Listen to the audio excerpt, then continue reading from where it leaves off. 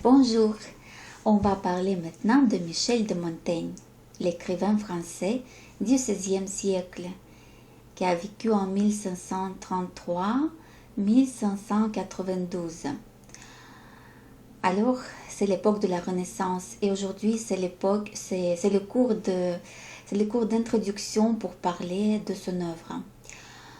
On va parler en général un peu de sa biographie, un peu de son époque et de ses idées principales. Alors, on va commencer.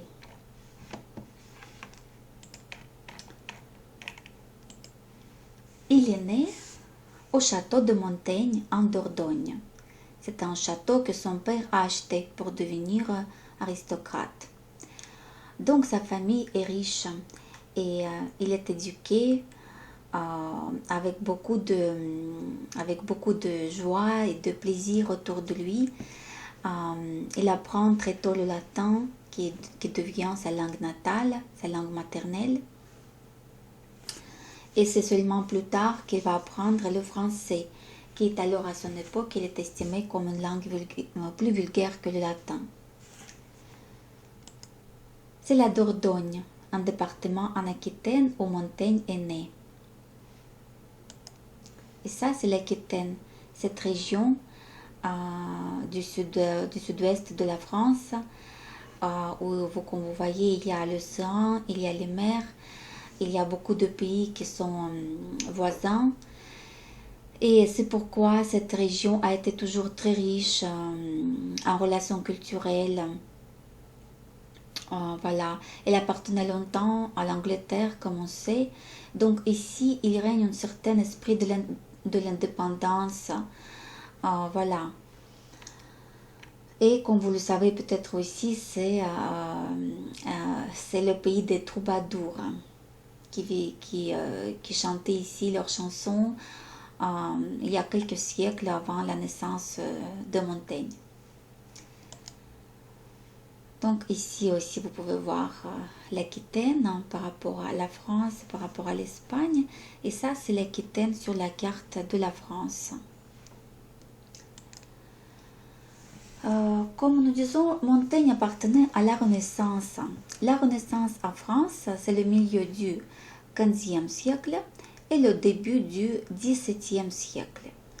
Donc Montaigne, il a vécu déjà presque la fin de la Renaissance en France. C'est une période de transition entre le Moyen Âge et les temps modernes. Apparaît l'humanisme, une philosophie qui place l'homme et non plus Dieu au centre de la pensée. François Ier, le roi de la première moitié du XVIe siècle, le grand roi de l'époque de la Renaissance, fait venir à sa cour à Fontainebleau de célèbres artistes italiens, par exemple Léonard de Vinci. Et la sœur du roi, Marguerite de Navarre, le soutient. Son fils Henri II continue son œuvre. C'est pas Marguerite qui était l'autre Marguerite, l'épouse de Henri IV, c'est l'autre Marguerite. Et donc voilà, c'était le sommet de la Renaissance en France, François Ier et son fils. Malheureusement, quand Montaigne a grandi, quand il a déjà commencé son œuvre, c'était plus la même époque. 1560-1598, après la mort d'Henri II, quand Montaigne a 27 ans, le règne de Médicis apporte de guerres horribles entre les catholiques et les protestants calvinistes. Montaigne a dû vivre pendant cette période.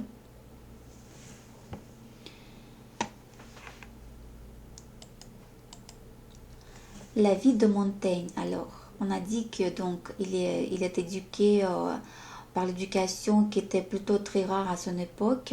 Il est entouré par la musique. Il n'y a aucune violence dans son éducation. Il apprend beaucoup. Il adore son père qui est une personne assez intéressante, très cultivée.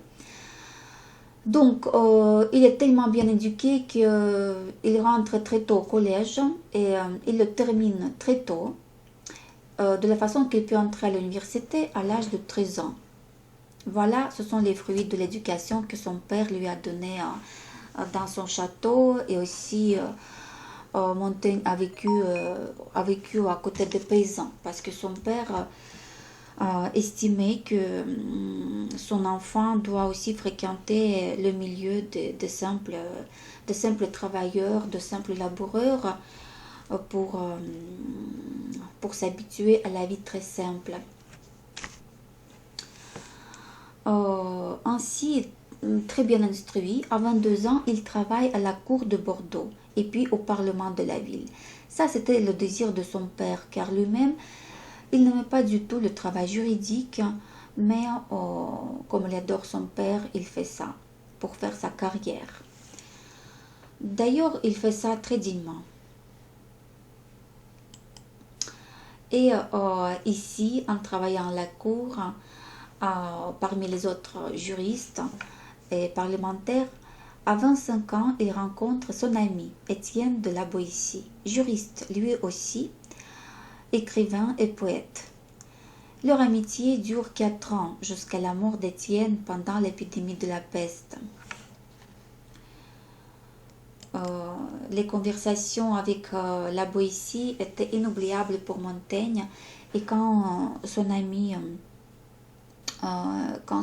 est mort, ça a manqué cruellement à notre héros, notre personnage. Et c'est pour cela aussi qu'il a voulu peut-être quelque temps après se retirer dans son château, construire sa tour, cette célèbre tour de Montaigne, et y passer ses jours en écrivant son œuvre principale, les essais. Dans ces essais, il va comme converser avec son ami, parce qu'il n'a plus avec qui converser, avec qui tenir ces conversations si chères à son âme. Donc, il va parler voilà, dans l'imaginaire à son ami. Il va s'adresser à nous, à ces lecteurs qui vivons maintenant dans ce siècle d'aujourd'hui. Et d'ailleurs, il est très intéressant qu'à Paris actuel, ils sont toujours l'un à côté de l'autre, Montaigne et la Boétie. Parce que si vous regardez la carte de Paris, l'avenue de Montaigne et la rue de la Boétie, ils sont parallèles en fait. Et ils sont unis, ils sont reliés par la rue François Ier, ce qui est assez intéressant, c'est assez symbolique, ce roi de la Renaissance. Et voilà, le fait qu'ils sont parallèles, à mon avis, ça rend hommage à cette amitié exceptionnelle. C'est très symbolique et c'est très romantique.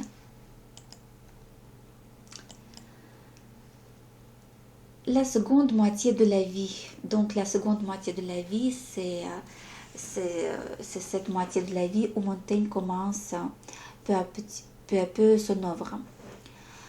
La mort de son père et de presque tous les enfants aussi, la démission de son poste au Parlement, c'est ce qui se produit, c'est-à-dire dès que son père est mort, Montaigne arrête de travailler à la cour parce qu'en fait il faisait ça plutôt pour son père, et maintenant il peut se retirer dans son château parce qu'il n'est plus obligé de travailler. En plus, il a reçu un grand héritage de son père. Le travail n'est plus nécessaire, je veux dire gagner de l'argent. Et maintenant, il commence à vivre dans son château et écrire. En 1572, quand il a 38 ans, c'est la nuit de Saint-Barthélemy. C'est un événement qu'il a bien sûr remarqué, même s'il n'en parle pas beaucoup, mais quand même il parle très souvent dans ses essais sur ces guerres qui se passent à côté de lui. Mais si on a l'impression qu'il n'en parle pas, c'est parce qu'il reste très calme et très peu occupé par ses activités. Il est très peu pris par la peur, donc on a l'impression qu'il ne remarque rien. Mais bien sûr qu'il remarque tout. Mais il passe ses jours dans la tour bibliothèque en écrivant son œuvre. Et donc, pendant 8 ans, il mène une vie tranquille comme ça. Et après, il va en voyage aussi. Il voyage en Italie avec beaucoup de plaisir. Même à Rome, on lui donne le titre du citoyen de Rome. Il en est très fier. Il apprend même l'italien et écrit aussi quelque chose en italien. Voilà. Et donc, il visite aussi d'autres pays pendant ses voyages, avec beaucoup d'intérêt et avec une grande curiosité. Mais il reçoit un voyage, un message en 1580, on l'élu maire de Bordeaux.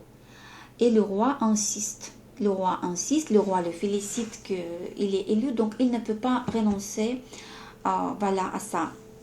Et donc il est obligé de travailler, de rentrer en France et de remplir sa mission, même s'il n'en a pas beaucoup envie, mais il est obligé. Et en plus, on le réélu encore une fois dans 3 ans. Comme toujours, il remplit son devoir avec beaucoup de dignité. Voilà, il oppose au maire précédent une grande tranquillité, le calme de son esprit. Voilà, il ne veut pas faire de guerre, il ne veut pas faire quelque chose de très impressionnant. Toujours, il choisit des actions calmes, de l'ordre. Jamais il ne veut faire d'effet. Peut-être contrairement à des personnes qui le précèdent à ces postes.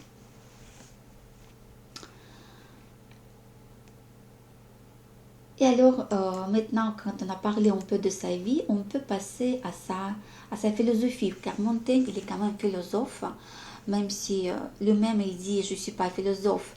Il dit ça dans ce contexte. Il dit, je ne suis pas philosophe car les malheurs m'accablent.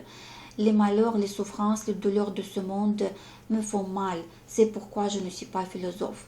Donc, en fait, il a beaucoup d'exigences par rapport à ce qu'est être philosophe. Il se compare toujours à ces grands philosophes antiques, Aristippe, Diogène, Socrate, qui, comme on sait, bien sûr, ont toujours resté très calmes en face de souffrance. Sénèque aussi, si on se souvient de leur vie. Mais bien sûr, quand même, Montaigne est philosophe pour nous.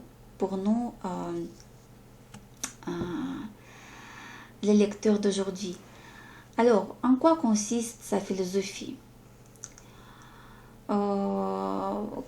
Parce que dans une époque, le fanatisme des catholiques et des protestants a amené des guerres sanglantes, alors Montaigne devient le sceptique. Le sceptique qui va dénoncer tout maximalisme et appeler à la tolérance. Donc son œuvre contraste fort bien avec son époque. Il dit « Je donne mon avis non comme bon, mais comme mien ». C'est un des aphorismes de Montaigne. D'ailleurs, il est précurseur de cette tradition française voilà, qui fera son succès quelques siècles plus tard. Les auteurs des aphorismes comme La Rochefoucauld et bien d'autres. Et là, on voit les premiers aphorismes. Regardez comme c'est bien dit. Regardons d'abord quelle est la part de l'humanisme, la philosophie de l'humanisme dans les essais de Montaigne.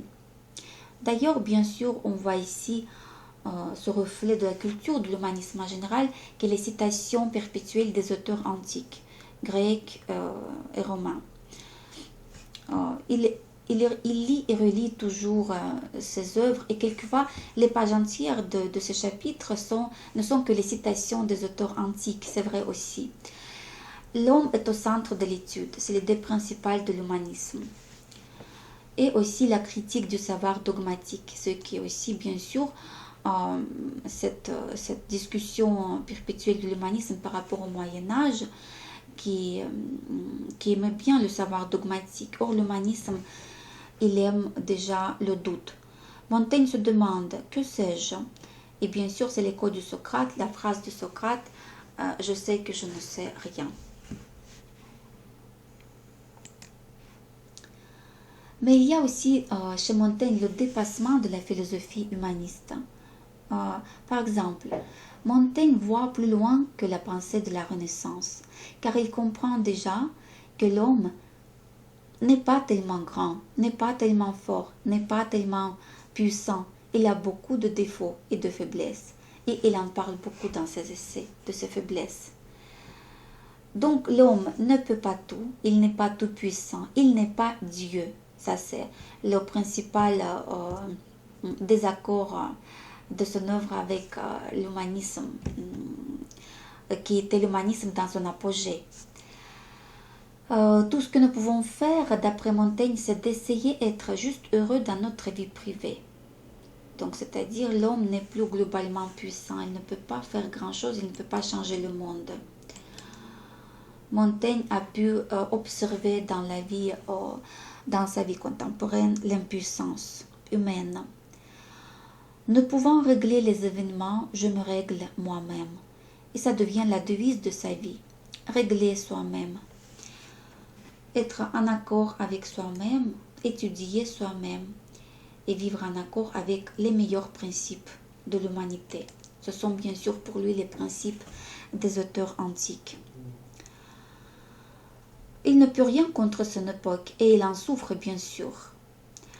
Au milieu des guerres contre lesquelles il ne peut rien faire et les guerres qu'il déteste, il déteste par-dessus tout cette intolérance, on va en parler plus tard. Montaigne affirme sa volonté d'écrire sur le bonheur, la sagesse, la tranquillité. Et au milieu des fanatiques, il écrit avec l'humour, avec légèreté. Il écrit des choses pas sérieuses, des choses, je ne sais pas, charnelles, des choses qui nous font rire, qui nous font sourire en fait. Pourquoi il écrit de tout ça? Mais parce qu'il ne veut plus parler de choses très sérieuses qui font paraître des guerres si sanglantes. Il vaut mieux parler de l'amour, voilà, des choses qui ne sont pas très sérieuses. Très sérieuses. Et comme on l'a déjà dit, du point de vue littéraire, il est précurseur des auteurs des aphorismes. Les aphorismes contre le fanatisme et contre la philosophie médiévale, par exemple. L'obstination et ardeur d'opinion est la plus sûre preuve de bêtise. Mieux vaut pencher vers le doute que vers l'assurance. La plus expresse marque de la sagesse, c'est une jouissance constante, et non pas la guerre, la férocité, voilà, la souffrance. Donc ici, c'est toujours tout d'abord contre la philosophie du Moyen-Âge et puis contre le fanatisme qui lui est contemporain. Il y a aussi les aphorismes qui dépassent la philosophie de la Renaissance. La gloire est vaine et fausse monnaie. Il ne faut pas aspirer à la gloire. Que sais-je, dit Montaigne. Le savoir ne peut pas tout, on ne peut pas tout connaître. L'homme est bien insensé. Il ne saurait forger un ciron et il forge des dieux à douzaines. Voilà, donc l'homme est bien insensé, c'est bien dit. Donc ce n'est pas cet être qui peut tout connaître, tout comprendre. Donc ici on voit bien le contraste par rapport à l'époque de Léonard de Vinci qui vivait à la cour du François Ier. On sait bien que Léonard de Vinci incarne cette puissance, cette assurance que l'homme peut connaître beaucoup de choses et peut créer beaucoup de choses.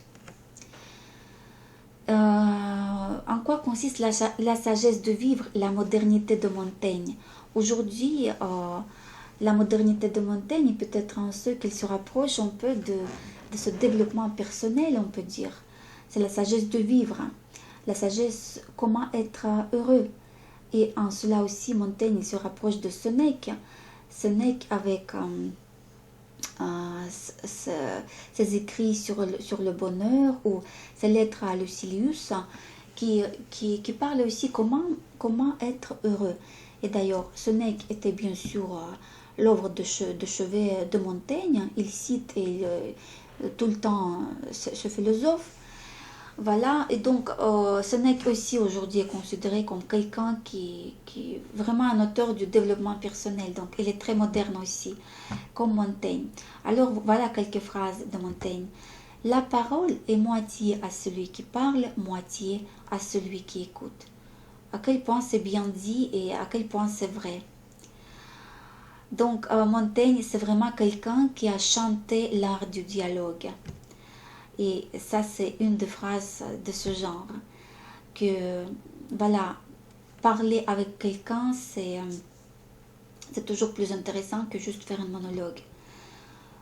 Mon métier et mon art, dit Montaigne, c'est vivre. C'est vivre.